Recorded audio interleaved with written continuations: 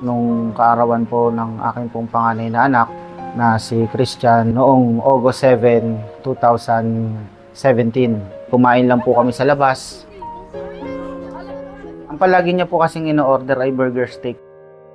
Naubos niya po yung pagkain po na yon. Sabi niya pa, salamat, binigay mo yung paborito ko. Walang pagsidlan po yung saya ko po nun. Hirap po kasi nangyayari po sa amin po yun. Sobrang hirap po ng buhay. Pero naibigay ko po yung gusto niya po.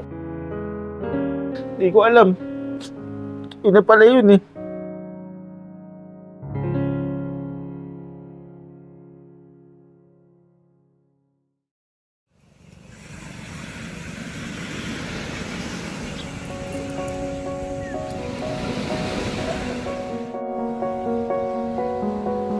College graduate po ako ng Bachelor of Science in Marine Transportation. Ine-expect ko po, makakasampa po talaga ako ng barko. Ang problema lang din po kasi ng mga paglalakad pa lang po ng mga dokumento, ng mga papeles ay magastos na po. Hindi rin po kakayanin. Yung gagastusin ko rin po na yun ay ilalaan ko na lang din po para sa pamilya ko na lang din po. So, ang nangyari, nagsimula po talaga po ako sa helper po. Dito po sa isang kumpanya po ng LPG. Nililinis ko po ang buong opisina. All around po ako nun. Naghuhugas po ng mga tangke. Minsan nagpipintura. Minsan sumasama sa delivery. Hindi ko na po inisip po na ako po yung nakapagtapos ng ganito. Ang inisip ko po, mabuhay po yung pamilya ko po. Gusto ko lang din po silang mabigyan po ng magandang buhay, mapatapos po sila ng mga pag-aaral. Nung time po na yon, anak ko po noon ay 2 na po. Si Christian po ay 5, tapos ang bunso ko po ay 1-year-old pa lang po. Sobra pong hirap po talaga ng buhay. Ultimo pagkain po namin, may hanap buhay na po ako. Pero yung pagkain po namin, panggatas po ng anak ko, nahihirapan po kami. Ang ginagawa ko lang din po noon para makalimot sa problema po. Minsan pag naaya po ng mga kasama, nakakapag-inom po ako po, nakakapaglasing po. Sa tingin ko po kasi yun po yung magiging solusyon po. Parang dun po ko kumuha po ng lakas. Kami mag-asawa, nagtatalo po kami. Sinasabi nga po, bakit pa po ako naglalasing? Imbis na magkakasama na lang kami, gumawa kami ng paraan. Dapat di ko rin na raw ginagawa po yun.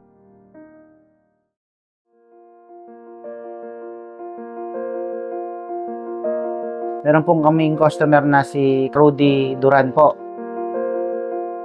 Nung time po na yon, ako po yung Katoliko pa po. Inaanyayahan niya po ako palagi sa mga pamamahayag sa Iglesia po ni Cristo.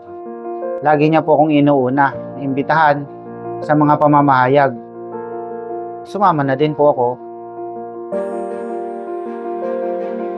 Nakita ko po ang kasuotan talagang maayos. Tapos wala yung lalaki po, tsaka sa babae. Pagpakinig ko po, hanggang doon lang po. Wala pa naman po sa loob ko po na umanib. One time po, pag-uwi ko po ng trabaho, panganay ko pong anak, sabi niya po sa akin, "Pa, nagpapadoktrina po kami." Medyo, siyempre, nagulat din po ako. Pero hindi ko naman din po sila pinigilan. Gawa ng, wala naman po ako nakikitang masama po eh. Tapos, ginawa ko po nun, sumama po ako sa pagsamba. Yung mga tinuturo nanggagaling sa Biblia. Naramdaman ko po talagang yung totoong aral. Nakasaad po sa Biblia po eh, Iglesia ni Cristo. Sino man po ang umanib sa kawan na iglesia ay siya pong maliligtas po. Yung mga aral po na Iglesia ni Cristo ay buong puso ko pong tinanggap. Ako po yung nagpasya po na umanib po.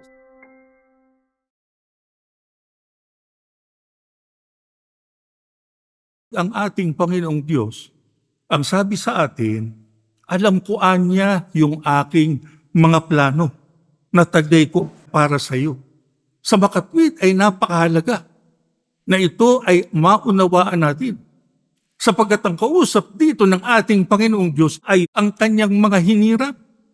Sino bang mga hinirang niya ngayon, mga kapatid?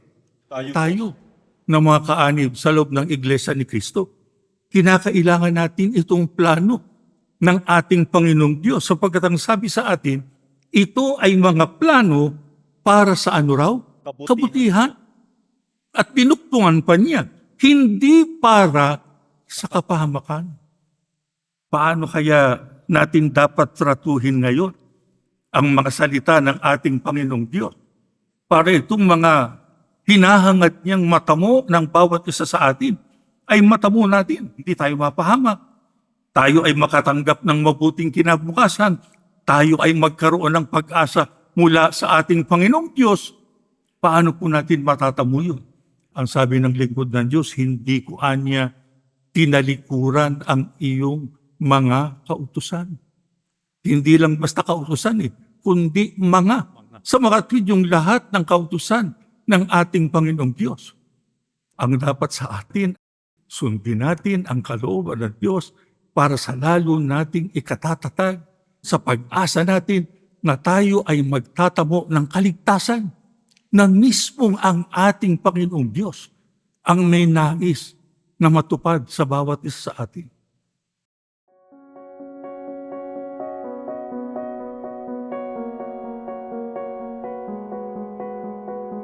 Sabay po kaming binautismuhan po ng aking pong panganay. January po yun 2017 po.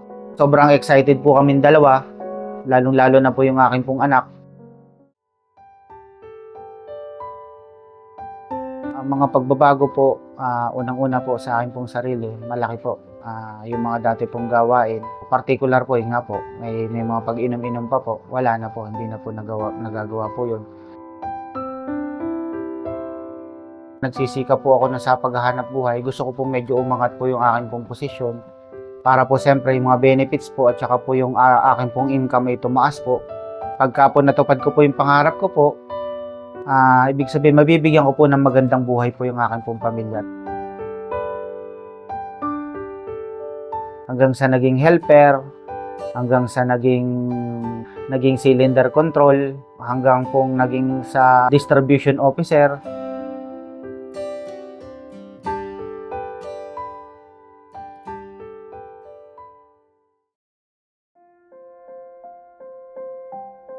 Nung naging iglesia po kami ni Cristo, lalo pong naging matibay po yung pagsasama ng aking pong asawa. Ganon din po yung bonding din po namin ng aking pong anak. Nagkaroon po talaga ng peace of mind, naging payapa po.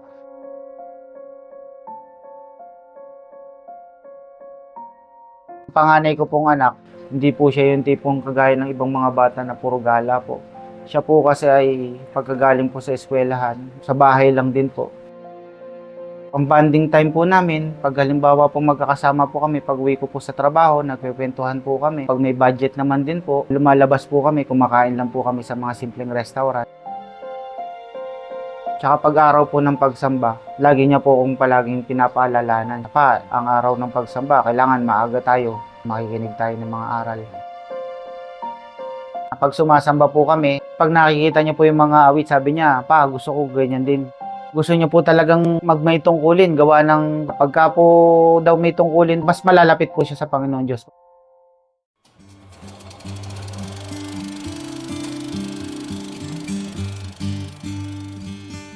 Nung kaarawan po ng aking pong panganay na anak, na si Christian, noong August 7, 2017. Kumain lang po kami sa labas. Sabi niya pa, salamat, binigay mo yung paborito ko. Walang pagsidlan po yung saya ko po nun. Naibigay ko po yung gusto niya po.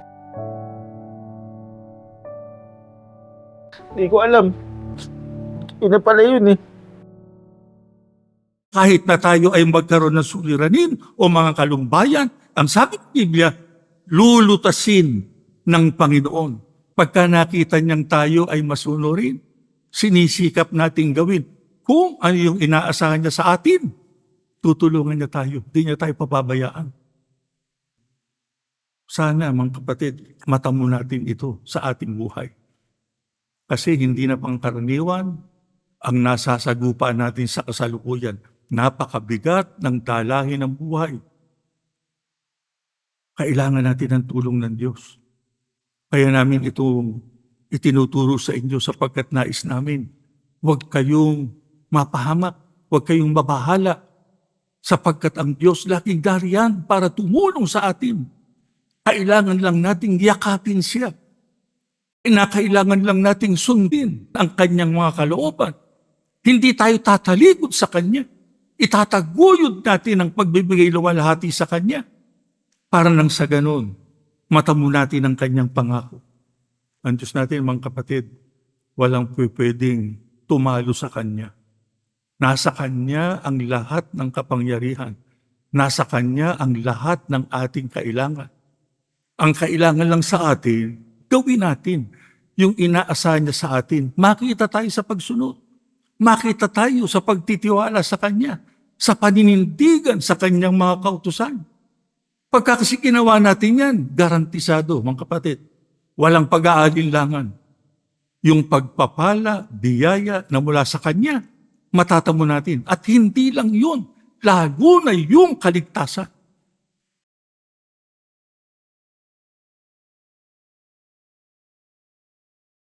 August 12 po, paalam po siya sa akin. Sasama daw po muna siya dun sa kanya pong mga pinsan na tito.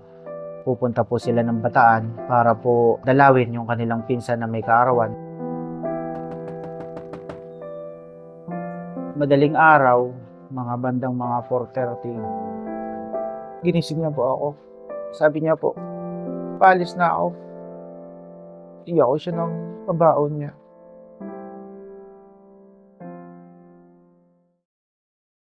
Tapos, after an hour, may kumatok po sa amin. Sabi po, bangga daw po yung nasakay ng anak ko po.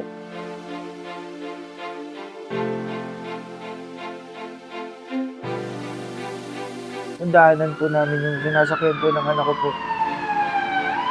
Wasak po yung sasakyan.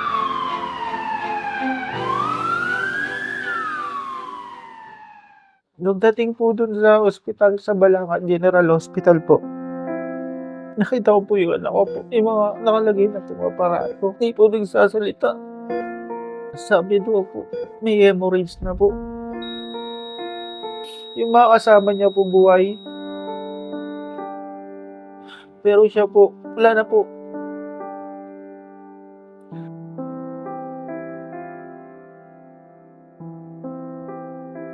Ang hirap po tanggapin kasi August 7 po magkasama po kaming masaya.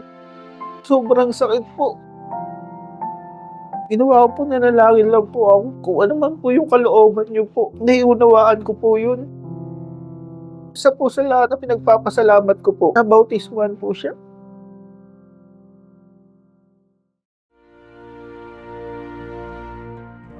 Kailangan po harapin po namin yung hamon ng buhay, lalo po may isa pa po kaming anak. Papatuloy po kami sa paglilingkod. Di po ako nagpabaya sa pagsamba. Kasi malaki pong dagok, malaki pong pagsubok. Pero minsan hindi ko po sinisi ang Diyos. Pinapanalangin ko sa Ama nung panahon na yun. Sabi ko, Ama, bigyan niyo pa po ako ng tamang pag-iisip, lakas ng kalooban para makatawid po.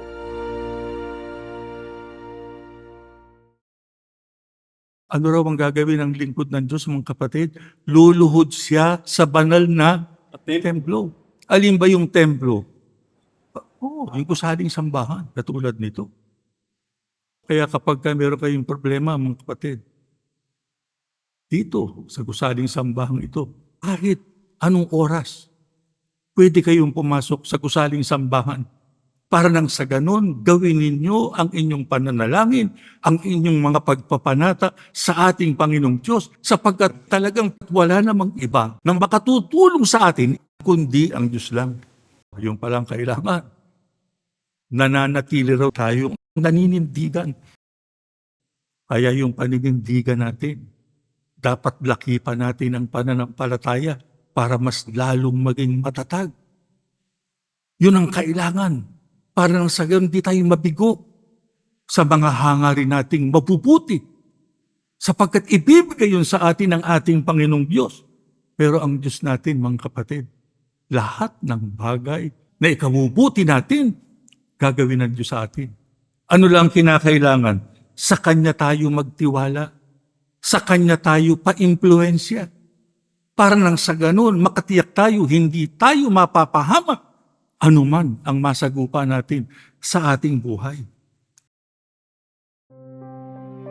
Marami pong nagsabi na bibitaw na po kami. Hindi na po namin itutuloy yung pagka-Iglesia ni Cristo dahil bagong bautisado lang po kami. Bagkus hindi po. Hindi po mangyari po yun. Yun po yung pagsubok po talaga na sumubok po sa amin po. Lalong-lalo na po sa pananampalataya po namin. Pinagpapauna ko po talaga, lalo po ang mga pagsamba, mga gawain po sa iglesia.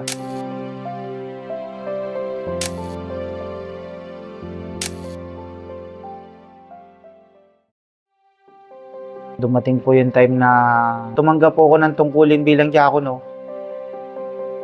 Araw ng pagsamba, maaga pa lang, nariyan na po kami. Pag nasa loob po ng kapilya, nandoon po yung kapayapaan.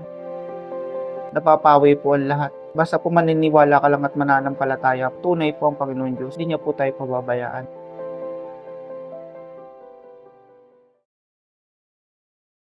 Alam nyo, pagka sinabing subukin natin ng Panginoong Diyos, huwag tayong magkaroon ng apprehension, ng pangamba, pagkabahala.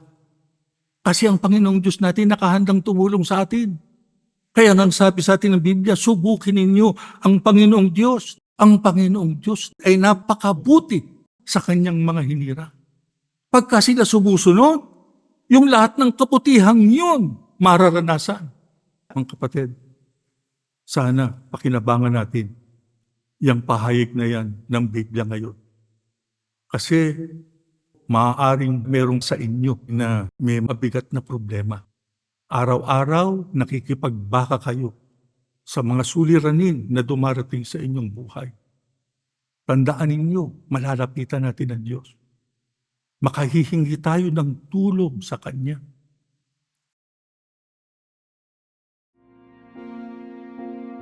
Masasabi ko po sa mga biyayang natanggap ko po sa Panginoon Diyos ay lubos po talaga po ang aking pong pasasalamat.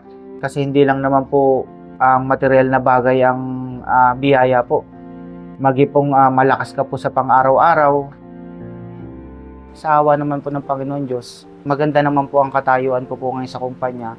Magto-21 years na po. Sales Executive Officer na po ako, going to manager na po yan. Ang kalagayan ko sa pamumuhay po ay masaya po kami. Naibibigay ko naman po yung mga pangangailangan po ng aking pong mag-ina. Lagi lang din po namin sinasabi po sa anak po namin na huwag niyang pabayaan yung mga pag-aaral, magsikap pa siya. Sa nangyayari po ngayon, sa mundo pong ito, batid naman po natin na hindi na po ito bubuti. Maninindigan pa rin po kami ng aking pong buong sambahayan. Hindi po namin iiwan ng aming pong tungkulin. Magpupuri at sasamba pa rin po kami sa Panginoong Diyos. Tagapamahalang Pangkalatan, ang kapatid na Eduardo B. Manalo, palagi niyo pong sinasabi na panghawakan niyo po ang ating pong kahalalan dahil nalalapit na po ang pagwawakas po ng mundo. So, yun po yung pinanghahawakan po natin na magsasama-sama po tayo sa pangakong bayang banal.